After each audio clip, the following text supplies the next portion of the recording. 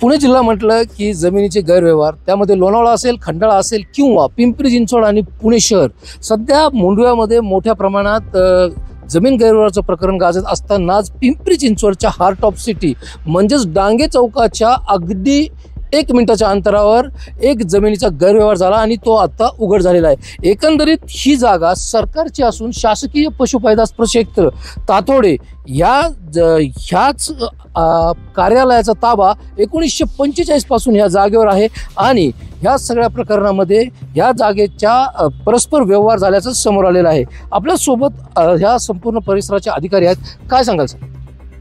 Actually हा जो बेकायदेशीर व्यवहार झाला आहे तो साधारणतः जानेवारी 25 करण्यात आला आहे आणि जे वादाती क्षेत्र आहेत ते जवळपास 6 हेक्टर 32 आर जमीन क्षेत्र आहेत। तर 1945 पासून शासकीय पशुपैदास प्रक्षेत्राच्या हे ताब्यात आहे, वहिवाटीत आहे, अवैधपणे आहेत, कोणत्याही प्रकारचा खंड नाही त्याच्यामध्ये।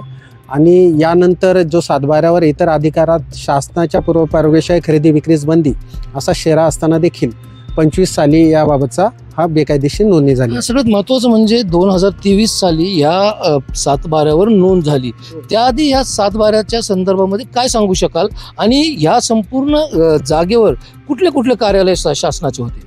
ॲक्च्युली हा जो 7/12 आहे त्याच्यावर हिरंब पंढरीनाथ गुपचूप जी मयत व्यक्ती 1962 साली त्यांचं नाव होतं। त्यानंतर 2023 ऑक्टोबर 23 जे काही कागदपत्र होती त्यांची पूर्णतः छाननी करण्यात आली महसूल विभागामार्फत आणि संपूर्ण जे काही कागदपत्रे डॉक्युमेंट्स मिळाली त्याच्या अनुषंगाने त्यांनी इतर अधिकारात माननीय पशुसंवर्धन आयुक्त यांचा ताबा असे आणि हा जो शेरा चढवला जमीन खरेदी विक्रीस बंदी असा शेरा चढवला। त्याच्यानंतर देखील हा व्यवहार असता म्हणजे परवानगी नसताना बिना परवानगी शासनाचा हा बेकायदेशीर व्यवहार। तुमच्या निदर्शनास कसं काय आलं? निदर्शनास ॲक्च्युली उपविभागीय अधिकारी मावळ यांच्याकडे न्यायालयीन सुनावणी चालू असताना अपील अर्जावर सुनावणी होती, तर तिथे मला लक्षात आलं का 25 सप्टेंबर रोजी का अशा प्रकारची दस्त नोंदणी झाली आहे। तर ऑनलाईन स्वरूपात मी ते डॉक्युमेंट डाउनलोड करून बघितले असता तर जुना 7/12 वापरून ज्यावेळेस हा शेरा नव्हता तो 7/12 वापरून जवळपास 3 वर्षापूर्वीचा तो वापरून आणि इन्व्हिटेशन साध्या कागदावर केलेला अर्ज हे दोन्ही ग्राह्य धरून ही नोंदणी केल्याचं दिसून येतं। सर, एकंदरीत जर बघितलं तर ही आधी मोक्याची जागा आहे। ह्या ठिकाणी ही जागा बघण्यासाठी ह्या आधी कोण कोण लोक येत होते?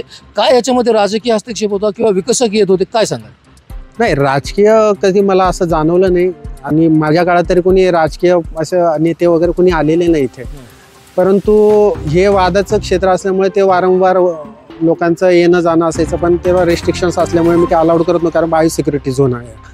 त्यानंतर देखील मग हा 10 ऑक्टोबर 23 हा शेरा चढल्यानंतर तर परिस्थिती कोणी यायचं बंद झालं पूर्णपणे। एकंदरीत मला एक प्रश्न आहे की ही सगळं निदर्शनास ज्या अधिकाऱ्याच्या लक्षात आलं त्यानंतर काय कारवाई झाली? नाही, जसं माझे म्हणजे जेव्हा लक्षात आलं तेव्हा तात्काळ आम्ही फौजदारी स्वरूपाची कार्यवाही तिथं तक्रार अर्ज दाखल केला आहे दापोडी पोलीस स्टेशनला। तर तिथे आता 1 महिना होत आलाय, जवळपास पूर्ण 1 महिना कंप्लीट झालाय। तर त्यांची आता कारवाई जवळपास जबाब सगळे घेतले त्यांनी, तर गुन्हा लवकरात दाखल होईल अशी अपेक्षा आहे। त्यासोबत आपण नोंदणी महानिरीक्षक पुणे यांच्याशी सुद्धा पत्रव्यवहार केला आहे, तर त्यानुसार माझ्या मते आत्ताच आलेल्या बातमीनुसार निलंबनाची कारवाई देखील झालेली आहे।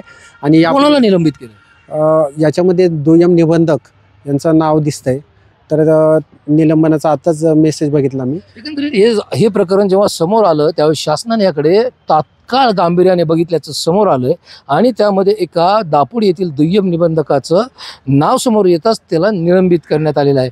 म्हणजेच जर बघितलं तर शासनाच्या जमिनीचे गैरव्यवहार होणं हे काही नवीन नाही। Sachin Chapalgaonkar, civic mirror, Pune.